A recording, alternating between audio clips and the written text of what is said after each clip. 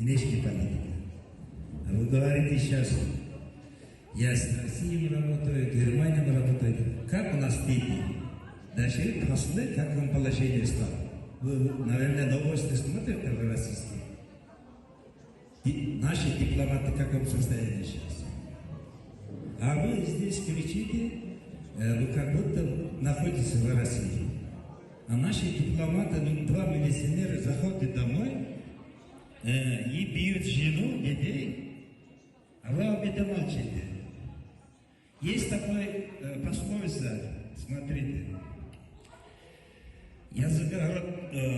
государственного языка два человека не знают. Один человек агрессор, который наверное, второй идиот не хочет. Вы должны, во-первых, хорошо научиться русского языка. Нет, хорошо, сейчас,